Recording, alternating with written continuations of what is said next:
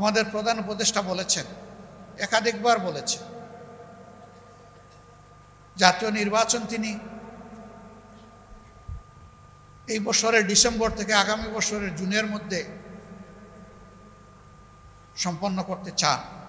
সম্মানিত ভাইয়েরা, সেনাবাহিনী আমাদের গর্বিত সেনাবাহিনী। ইতিহাসের গুরুত্বপূর্ণ বাঁকে তাদের অনেক মর্যাদাপূর্ণ অবদান রয়েছে। বাংলাদেশের স্বাধীনতা আন্দোলনের মধ্য দিয়ে আমাদের এই সেনাবাহিনী গড়ে উঠেছে। কোনোভাবে কোনো কার্যক্রমের মাধ্যমে, কারো কোনো পদক্ষেপের মাধ্যমে আমাদের এই গর্বের প্রতিষ্ঠান বিতর্কিত হোক, এটা আমরা চাই না। আমরা চাই যে এই প্রতিষ্ঠানের মর্যাদা উৎপন্ন রেখে তারা দেশ এবং জাতির সেবায় তারা নিয়োজিত থাকবেন। এতেই দেশের গৌরব, সেনাবাহিনীরও গৌরব। আমরা আমাদের সেনাবাহিনীকে সেই গৌরবের জায়গায় রাখতে চাই এবং এই জায়গা কেউ ক্ষতিগ্রস্ত করবেন না সেই দিকে আমরা আশা রাখতে চাই। সেনাবাহিনীকে নিয়ে যে কোনো ধরনের মন্তব্য করা থেকেও বিরত থাকা উচিত বলে আমরা মনে করি। এই বিষয়টা একটা দেশের সার্বিক নিরাপত্তার সাথে সংশ্লিষ্ট। সেনাবাহিনীকে বিতর্কিত করলে একটা স্বাধীন দেশ বড় ধরনের ঝুঁকিতে পড়তে পারে। আমরা সেই সমূহ বিতর্ক থেকে আমাদের প্রিয় গর্বিত সেনাবাহিনীকে আমরা মুক্ত রাখতে চাই। আল্লাহ তাআলা এই কাজে আমাদের সকলকে সহযোগিতা করুন এবং যার যার জায়গা থেকে এই বিষয়টা উপলব্ধি করার তৌফিক আল্লাহ তাআলা আমাদেরকে দান করুন। সম্মানিত ভাইয়েরা,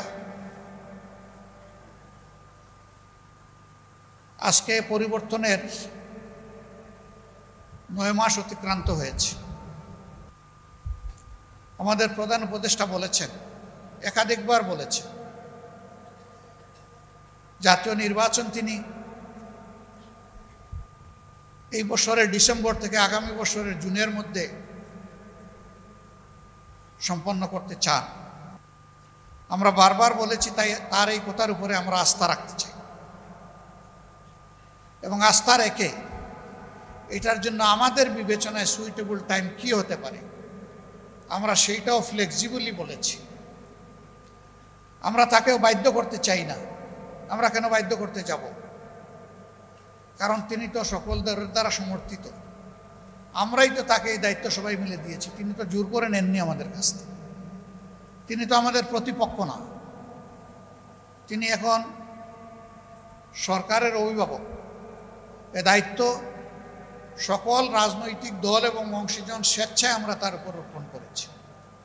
আমাদের দায়িত্ব তাকে সহযোগিতা করা তার সার্বিক কাজে। আমরা আমাদের জানা মতো আমাদের পক্ষ থেকে আমরা কোনো ধরনের কোনো অসহযোগিতা করিনি, বরঞ্চ যতটুকু আমাদের যেখানে সম্ভব আমরা সেই সহযোগিতা করেছি। অন্যান্য রাজনৈতিক অংশীজনের প্রতি, সংগঠনগুলোর প্রতি আমরা আহ্বান জানাই যে এই সরকার যেহেতু আমাদের সকলের সরকার, আসুন আমরা সবাই মিলে তাকে সহযোগিতা করি। সবাই মিলে যদি সহযোগিতা করি আর সরকারও যদি স্বতঃস্ফূর্তভাবে আমাদের সহযোগিতা গ্রহণ করেন, তাহলে আমরা মনে করি যে সমস্যা যাই সামনে আসুক সমাধান তার অতি সহজ। কিন্তু এইখানে বোঝাপড়ায় যদি কোনো গ্যাপ তৈরি হয় আর জাতি যদি কোনো সংকটে পড়ে, এ দায় আমরা কেউ এড়াতে পারবো না। অতএব দায় সৃষ্টি হওয়ার আগেই সমাধানের পথে হাঁটাটাই হচ্ছে বুদ্ধিমানের কাজ, উত্তম কাজ।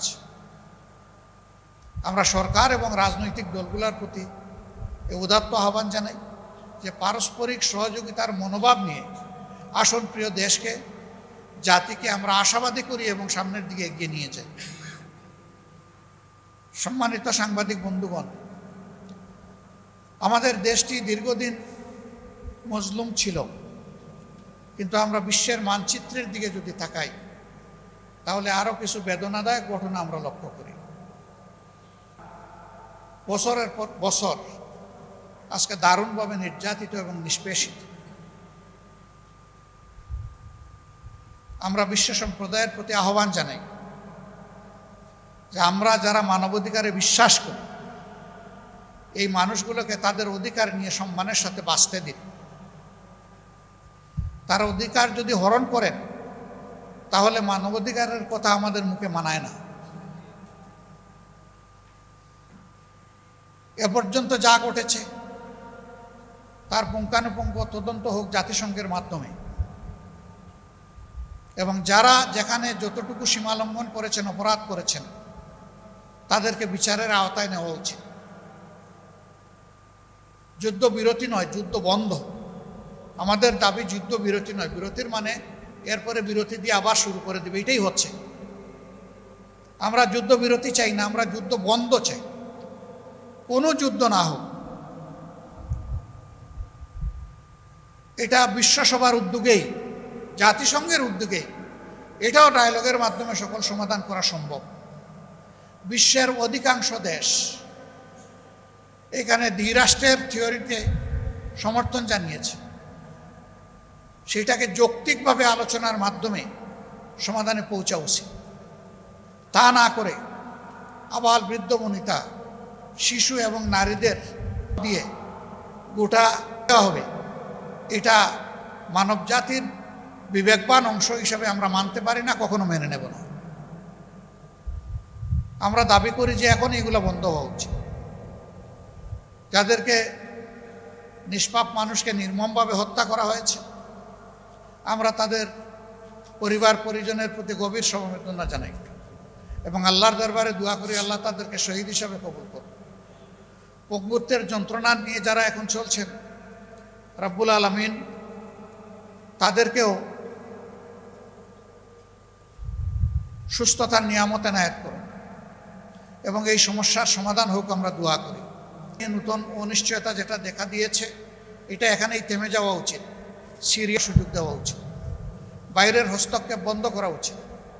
সকল হস্তক্ষেপ বন্ধ করে আমরা নিজের দেশকে যেভাবে নিজে চালাতে চাই, তাদের দেশ তাদেরকে চালানোর অধিকার দেওয়া উচিত।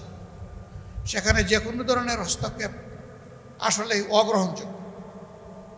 আমাদের দেশ কয়েক দশক ধরে পার্শ্ববর্তী মায়ানমারের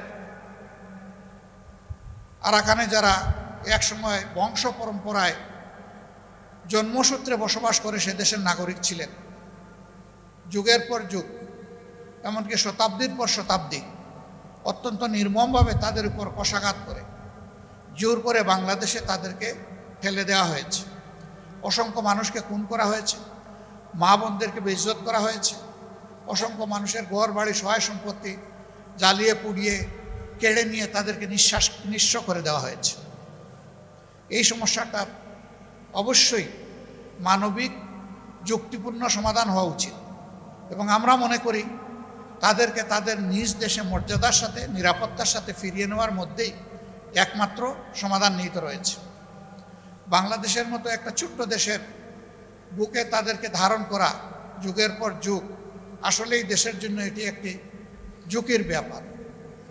আমরা বিশ্ব সম্প্রদায়কে অনুরোধ করব, রিলিফের নামে যে সহযোগিতা দিচ্ছেন তার জন্য আমরা অভিনন্দন জানাই, কিন্তু এটা প্রকৃত কোনো সমাধান নয়।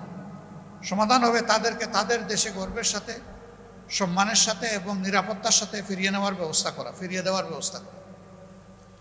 আমরা এই ক্ষেত্রে বিশ্বের সকল শান্তিকামী রাষ্ট্রের আমরা সহযোগিতা প্রত্যাশা করি।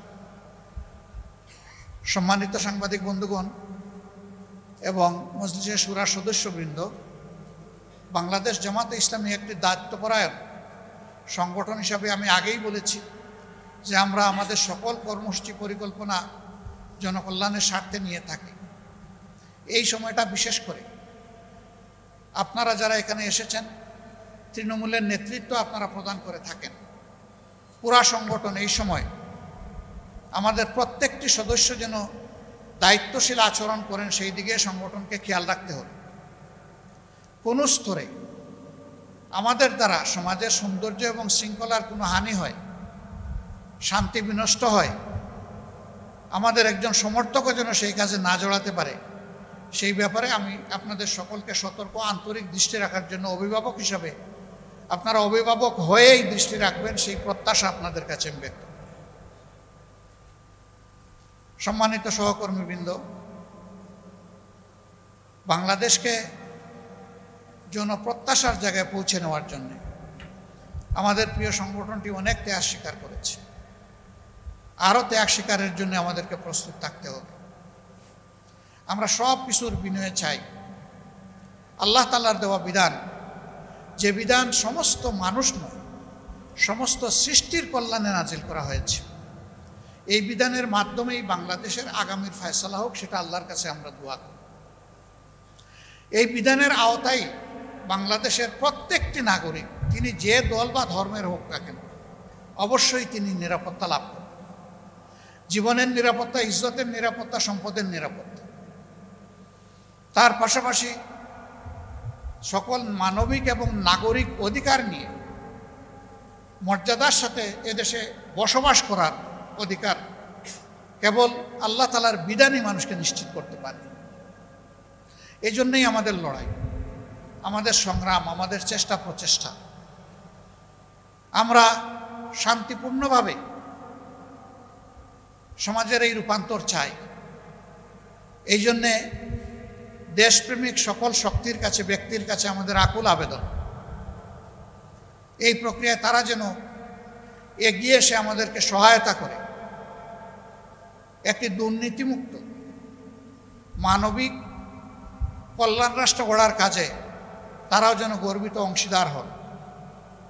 এই জন্য জনগণের সমর্থন, ভালোবাসার পাশাপাশি আমরা প্রিয় জনগণের কাছে উত্তম পরামর্শ এবং আমাদের কাজের যৌক্তিক সমালোচনাও আমরা কামনা করি। এর মধ্য দিয়ে ইনশাআল্লাহ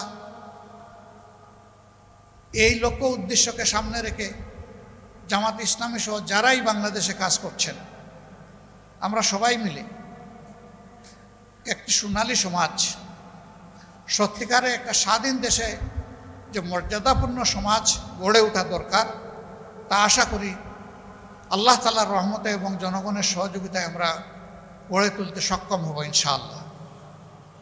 এই প্রত্যাশা ব্যক্ত করে সাংবাদিক বন্ধুরা সাধারণত এই সময়ে তাদের জন্য একটা যুদ্ধ, তারা গভীর রাত পর্যন্ত দায়িত্ব পালন করেন, পেশাগত দায়িত্ব। দিবসের এই প্রথম অংশটা তারা একটু বিশ্রাম নেন। আমরা আপনাদেরকে কষ্ট দিয়ে অতি সকালে আজকে এখানে নিয়ে এসেছি। আল্লাহ তাআলা এই জন্য আপনাদেরকে উত্তম প্রতিদান দান করুক, আমরা দোয়া করি। সাংবাদিকরা সমাজের অত্যন্ত গুরুত্বপূর্ণ অঙ্গ, চতুর্থ স্তম্ভ বলা হয়। রাষ্ট্রের তিনটা স্তম্ভের পরেই সাংবাদিকতার জগৎকে সারা বিশ্বই স্থাপন করেছে। এইখানে রাজনীতিবিদ এবং সাংবাদিকদের বোঝাপড়াটা খুবই গুরুত্বপূর্ণ। এই ক্ষেত্রে সাংবাদিকদের ইতিবাচক ভূমিকা একটা সমাজকে কাঙ্ক্ষিত লক্ষ্যের দিকে এগিয়ে দিতে পারে। আমরা আমাদের বন্ধুদের কাছে ইতিবাচক ভূমিকাই প্রত্যাশা করব এবং আপনাদের এই অভিযাত্রায় আমাদের যে কোনো ধরনের সমর্থন এবং সহযোগিতা অব্যাহত থাকবে ইনশাআল্লাহ। আমরা কালোকে কালো বলি, সাদাকে সাদা বলি, এইভাবে একটা সাদা সমাজ গঠনের জন্য আমরা সবাই ঐক্যবদ্ধ হই। আল্লাহ রাব্বুল আলামিন প্রিয় দেশকে সকল ধরনের ক্ষতির হাত থেকে রক্ষা করুন, সকল ধরনের ষড়যন্ত্রের কবল থেকে আল্লাহ হেফাজত করুন এবং মিলেমিশে উদার মন নিয়ে আমাদের সম্মানিত রাজনৈতিক দল এবং দলের নেতৃবৃন্দ আমরা সাথে যাতে দেশের স্বার্থকে সমুন্নত করতে পারি, দলীয় স্বার্থের ঊর্ধ্বে দেশের স্বার্থকে আমরা স্থান দিতে পারি। এই লক্ষ্যে আমরা যেন জাতীয় স্বার্থে এক হয়ে আগামীর দিনে পথ চলতে পারি। জাতীয় স্বার্থের জায়গায় যেন আমাদের মধ্যে কোনো বিভাজন না থাকে, সেই মহান পক্ষের আহ্বান জানিয়ে আমার উদ্বোধনী বক্তব্য এখানেই শেষ করছি। আল্লাহ হাফিজ। বাংলাদেশ জিন্দাবাদ। বাংলাদেশ জামাত ইসলামী জিন্দাবাদ।